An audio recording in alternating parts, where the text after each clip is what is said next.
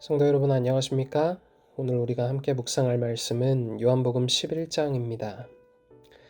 요한복음 11장부터 요한복음의 후반부가 시작됩니다. 전반부가 예수님의 사명들을 말한 것이라면 후반부는 주로 예수님의 교훈을 수록하였습니다. 요한복음 11장은 부활과 생명에 관한 예수님의 교훈을 보여주고 있습니다. 병든 나사로가 죽자 예수께서는 그를 찾아가시어 마르다와 마리아를 위로하시고 나사로를 무덤에서 부활시키십니다. 부활은 사단의 권세를 무력화시키는 하나님의 최고의 능력이기 때문에 나사로의 부활은 예수께서 메시아이심을 만천하에 공포하시는 것이며 사단에 대한 최후의 경고이고 예수님 자신의 부활의 예표이기도 했습니다. 나사로가 죽었다는 소식을 들으시고 예수께서 하신 말씀과 행동은 인상적입니다. 그분은 우리를 친구라고 부르십니다. 그분은 우리의 죽음을 인정하지 않으시고 잠들었다고 하십니다. 그리고 즉시 말씀하시기를 내가 깨우러 간다고 말씀하십니다. 창조주가 보시기에는 믿는 자의 죽음은 죽음이 아닙니다. 그것은 부활의 날까지 잠시 잠자는 것에 불과합니다. 그는 그분의 자녀들의 죽음을 인정하지 않으십니다. 나사로의 부활과 그 일로 말미암아 일어난 백성들의 흥분과 기대는 결국 지도자들을 자극시켜 예수님의 죽음을 촉진시키는 결과를 가져왔습니다. 본문 속에서 예수님은 우리 친구 나사로가 잠들었도다. 그러나 내가 깨우러 가노라 하고 말씀하셨습니다. 하나님의 아들께서 죄인인 사람을 친구라고 부르십니다. 이것은 얼마나 큰 사랑이며 얼마나 큰 특권입니까?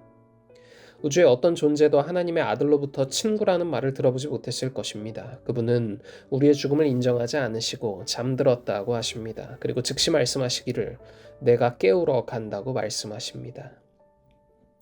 예수님이 보시기에는 믿는 자의 죽음은 죽음이 아닙니다. 그것은 부활의 날까지 잠시 잠자는 것에 불과합니다. 그는 그분의 자녀들의 죽음을 인정하지 않으십니다.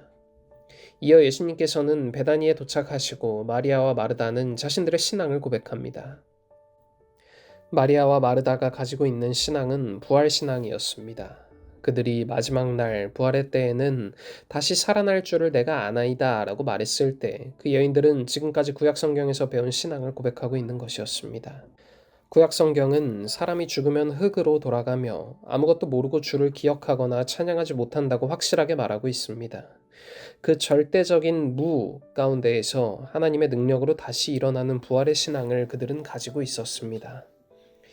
이어서 우리가 다 아는 유명한 말씀을 예수님께서 해주십니다. 나는 부활이요 생명이니 나를 믿는 자는 죽어도 살겠고 라는 말씀입니다. 이 예수님의 보증의 말씀은 수많은 사람들에게 큰 위로와 소망이 됩니다. 원형 경기장에서, 지하 동굴에서, 험준한 산 속에서 죽음과 직면하면서도 그들은 부활의 약속을 믿고 찬송을 부르며 하늘을 우러러 감사합니다. 이 요한복음 11장은 단순히 한 사람의 기적적인 부활 사건을 기록한 장이 아닙니다. 이 사건은 예수님께서 누구이신지를 가장 분명하게 드러내신 선언이자 모든 시대를 살아가는 신자들에게 주신 부활과 생명의 약속을 확증하는 장입니다. 예수님은 나사로에게 하신 말씀을 통해 우리에게 두 가지 진리를 선포하십니다. 첫째, 예수님은 우리를 친구라 부르시는 분입니다. 창조주께서 죄 많은 인간을 우리 친구 나사로라고 부르시며 그를 찾아가시고 다시 깨우러 가신다고 말씀하실 때 우리는 하나님의 사랑이 얼마나 친밀하고 깊은 것인지 깨닫게 됩니다. 그분에게서 친구라는 호칭을 듣는 것은 우주 어디에서도 찾을 수 없는 은혜이며 하나님의 자녀들에게만 주어진 영광스러운 특권입니다. 둘째, 예수님은 죽음을 잠으로 보시는 분입니다. 믿는 자에게 죽음은 종말이 아니며 끝이 아닙니다. 그것은 잠시 눈을 감는 휴식일 뿐이며 예수님께서 다시 오셔서 우리를 깨우실 그날을 고요히 기다리는 시간입니다. 내가 깨우러 가노라 하신 그분의 말씀은 모든 신자가 생의 마지막 순간까지 붙들어야 할 굳건한 소망입니다. 마리아와 마르다처럼 구약 성경은 사람이 죽으면 아무것도 알지 못하고 흙으로 돌아간다고 말합니다. 그러나 그 절대적 무의 순간 속에서도 하나님의 능력이 임하면 다시 살아난다는 것이 바로 부활신앙입니다. 예수님께서 나는 부활이요 생명이니 라고 선포하심으로 부활은 단순한 교리가 아니라 예수 그리스도 그 자체임을 밝히셨습니다. 초대교회의 성도들과 순교자들은 이 약속 하나 붙들고 원형 경기장에서, 지하 동굴에서, 그리고 죽음 앞에서도 찬양하며 감사할 수 있었던 것입니다. 그들에게 부활은 미래의 불확실한 사건이 아니라 예수님 안에서 이미 보증된 확실한 현실이었기 때문입니다. 그러므로 오늘 우리에게도 동일한 소망이 있습니다. 우리가 사랑하는 사람이 잠들었을 때, 우리가 삶의 끝과 같은 어둠 속에 서 있을 때, 우리의 힘으로는 도무지 일어설 수 없을 때 예수님은 여전히 말씀하십니다. 나는 부활이요 생명이니 내가 깨우러 가노라. 이 약속을 붙들 때 우리는 두려움 대신 소망을, 눈물 대신 감사함을, 그리고 죽음 앞에서도 흔들리지 않는 믿음을 갖게 됩니다.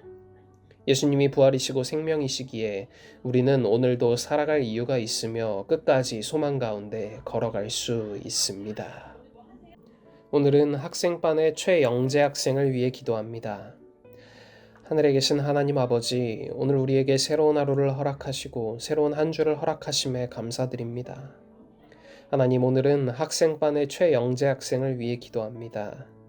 주께서 사랑하시는 최영재 학생에게 함께하여 주시고 모든 삶의 계획을 주관하고 인도하여 주셔서 언제나 하나님의 품 안에 거하며 살아갈 수 있도록 하여 주시고 늘 하나님을 바라보며 살아가는 삶이 되도록 하여 주시옵소서.